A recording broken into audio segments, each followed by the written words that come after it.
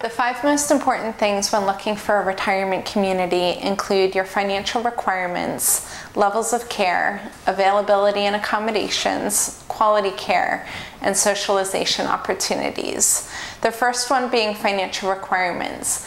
Some communities will have financial requirements that you have to meet upon admission, others will not. The nice thing about communities that offer financial requirements is that these communities that have financial requirements generally will care for you until the end of life, no matter your financial situation. It's usually the nonprofit communities or continuing care retirement communities that will look that an individual have X amount of assets available for their care. So when a community says they're looking for $250,000 in assets, they're not asking that the buy-in fee is $250,000, but they're looking that that money is available for care, which could last anywhere from 3 years to 10 years, depending on the level of care that you're entering into. But again, usually nonprofit communities will have benevolent care available to those individuals who have met financial requirements upon admission, but have since outlived their finances at the community. Other communities that don't have financial requirements generally just look that you have enough money to privately pay your entire stay. They want to see that you can pay for care independently without tapping into any government resources. These communities that, again, don't necessarily have the financial requirements will look that are usually for-profit, and therefore in the event that you would outlive your resources, they may ask you to find other placement. So financial requirements is definitely a good thing you want to ask communities to assure that you have a financial safety net if you are not independently wealthy.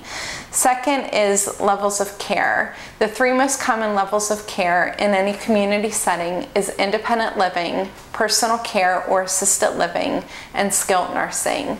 Some communities will offer memory support care in a personal care or skilled nursing setting. Independent living is for the individuals who want to maintain an independent lifestyle without the worries of home maintenance.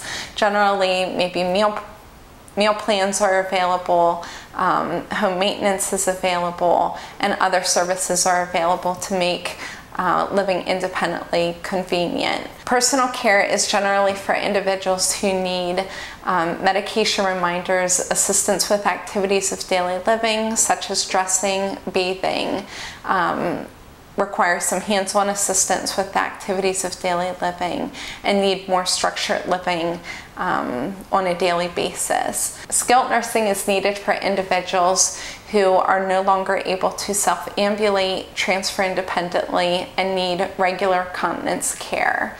And memory support is for individuals who have a dementia or Alzheimer's diagnosis and need regular cueing.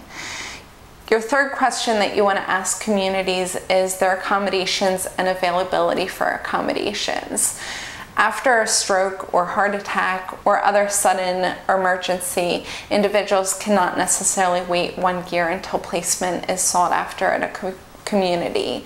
So you want to ask, what is their availability? Perhaps based on your situation, you may not be able to wait 6 months to a year, so that needs to be one of your questions. If the community you enter into is not your community of preference, and you want to move into the community of preference when availability occurs, which is in a year from now, you want to ask the first community what is the required minimum length of stay.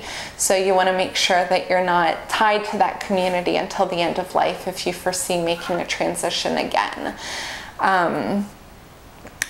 Some individuals can wait 3 to 5 years for an available accommodation if they're looking for a specific, perhaps 2-bedroom cottage with 2-car garage and other amenities that they're looking for. So again, you want to assess your needs and the availability of the community of preference. The fourth item that you want to be conscious of is quality care. Generally, I tell individuals to use their five senses when looking at a community. Is it a place that you can foresee yourself calling home? Does it offer the conveniences that you're looking for? Taste their food, spend a day there, interact with some of the other residents. Determine whether or not that's a community that will feel like home to you next month, next year, and the years ahead. Any community has to make available the state inspections. So any deficiencies at the community has to be public knowledge, and something like that is usually at the front desk, or the receptionist holds that. So in the event that a family wants to look at the last state ratings of the community, you can ask the admissions staff or any staff member, and they should be able to direct you to show the last inspection by the state. In addition, you can also go to Medicare.gov, and it will show a 1 to 5 star rating of the community, and that will be available online as well to look at the last state inspection of the community.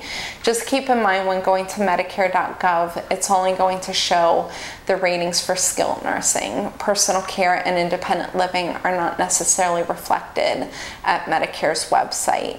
The last is socialization opportunities. As I had indicated before, you want to make sure that this is a place that you can feel comfortable calling home. Is it more of a family feel, or is it more of a resort feel, and what is going to be most appealing to you? All communities are required to at least provide one activity per day. So you want to look at the socialization calendar or the activities calendar ahead of time to determine if the activities that they're offering for residents are appealing to you. So after you have a good understanding of the financial requirements, levels of care, availability and accommodations, quality care and socialization opportunities, you should have the right fit of a community for you.